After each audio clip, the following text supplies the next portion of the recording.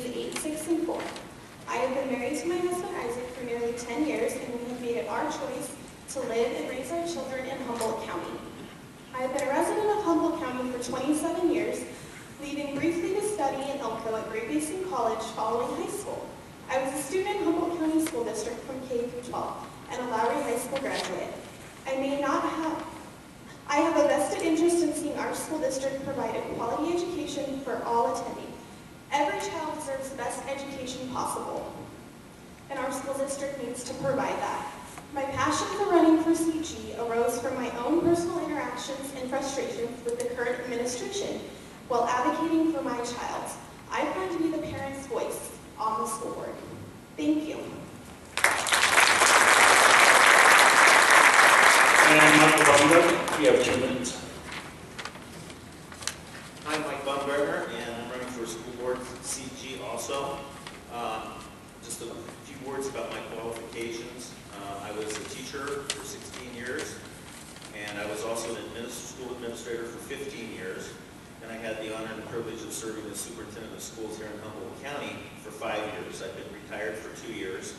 I also hold a doctorate in educational leadership from UNR. And my motivation for running for school board is that I think I can bring my experience to the board and lend a hand.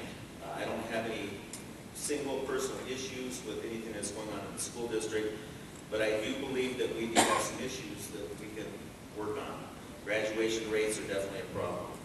Those need to improve.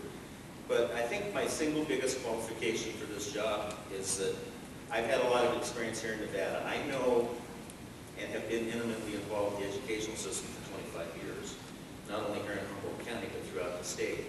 I'm aware of some of the problems that we have, some of the challenges, and also some of the strengths. And I just want to address some of those issues, and we need to really start advocating better for our kids in Nevada. It's really an issue, especially when it comes to funding for schools and funding for programs for children. So I would appreciate your vote on November 4th. Thank you. Yeah.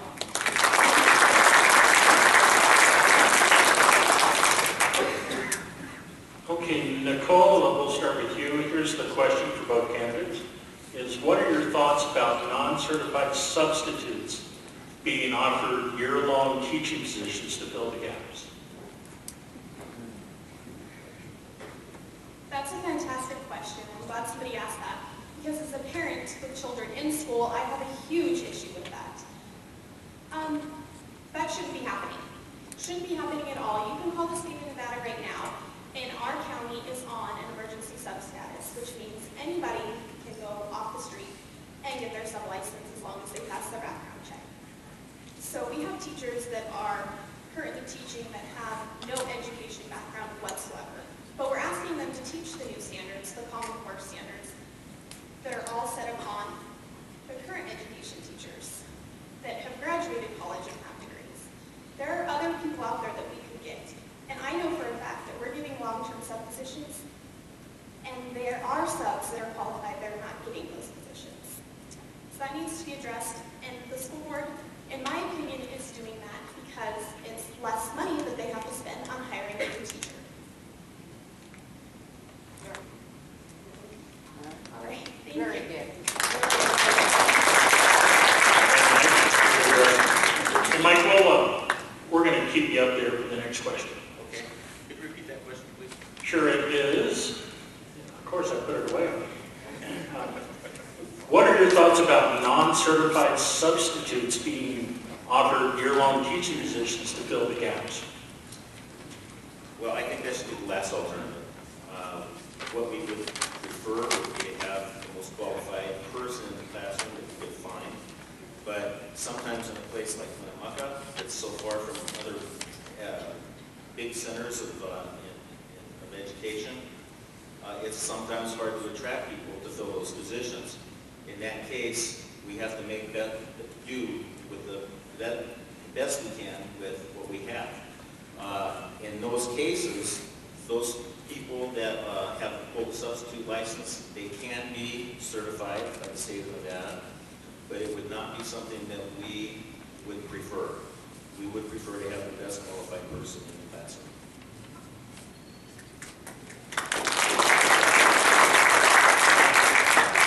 for our next question, what are with the continuing funding issues that face education, especially here in Nevada, what steps would you take to control spending within the Humboldt County School District? Yeah, that's a great question. That's one of the things that one of the challenges that we ran into forever in education, especially here in Humboldt County. I think the thing that we need to do is we need to make sure that we're taking every step we can to save as much money as we can at every turn. As you know, funding for education in Nevada is not optimal. It's one of the lowest in the United States, and that is an issue that I want to address as a school board member. We need to get more funding for our students. Now, you can argue that the money that we have already is not being spent in a certain way, and you can argue with how it's being spent, but you can't argue about what's there. And if you look at the piece of pie that we're getting, it's not nearly as big as some of the other states. We're not even close to being funded at the national average.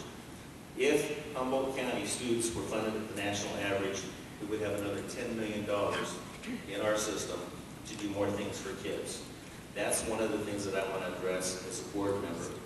Now, as far as being responsible with the money that we have, we need, like I said, we need to take every step to cut as much funding, as much expenses as we can to make sure that we're in a good fiscal position.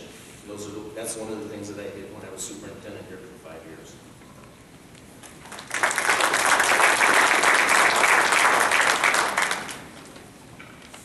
I'd like to start out that by saying we are unfunded by the state. Our general fund comes from them, about 85% of it.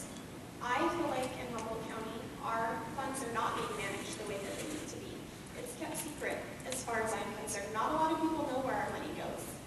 When you go to the school board meetings, which I've been attending since March, they don't tell you where they're spending their money. And if you ask, they kind of have an answer for you, but you have to continually ask, and that's not acceptable. Everybody should know where that money is going. And when you're spending $200,000 on snow removal, that's $200,000 that we might be able to put into something else.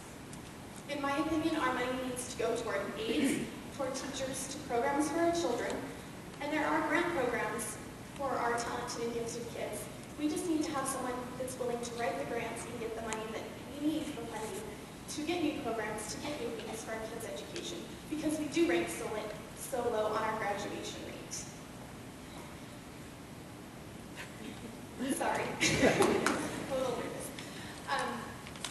And in order to get out of that, Humboldt County, we need to do less traveling as administrators. We need to focus on what's going on in our district. And that's money that we could be putting back toward our children, toward our teachers. With the new standards, our teachers need the help just as much as our students do to learn the new standards, to be taught the new standards to the level that they are required to teach. Thank you.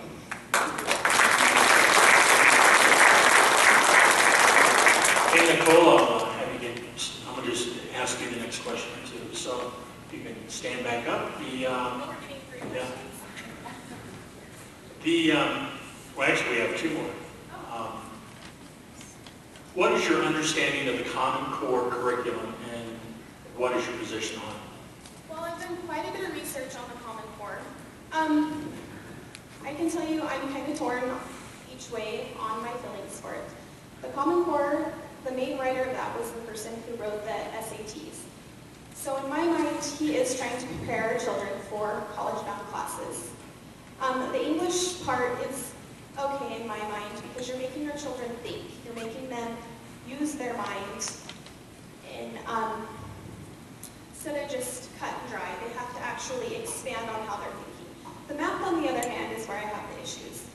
I'm sorry, you're not going to use an array to figure out a math problem as an adult. I don't really understand that. We learn math as memorization, and to me, that's the way that works.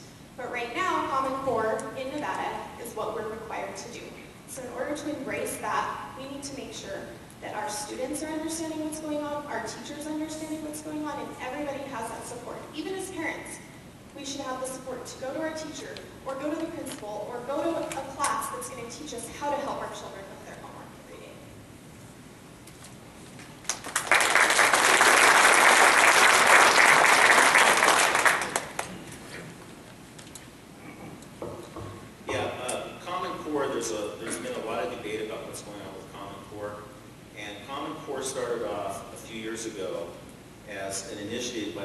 50 governors when they got together for a meeting, talking about having some kind of a common expectation for students, what students should know and should be able to do by the time they get out of high school.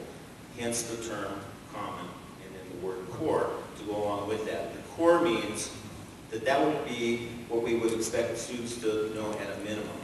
Doesn't mean that that's the entire curriculum. So my position on the Common Core is that I'm mostly in favor of it, but there are some concerns that I have about the Common Core as well. One of the problems is that the Common Core has so many standards in it, and there is so much curriculum, that it is causing us to lose some of the other curriculum that we need to have in our schools. We're losing elective classes, we're losing things like arts classes, civics classes. Students are not graduating nowadays with the same kind of understanding of government and democracy that we had when I was a student in high school.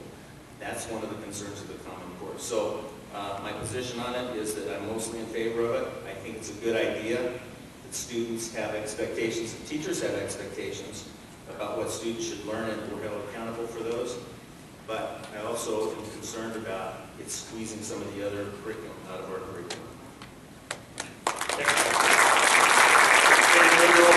For our candidates, I want to thank you for coming up tonight, and we'll have the city council folks come on.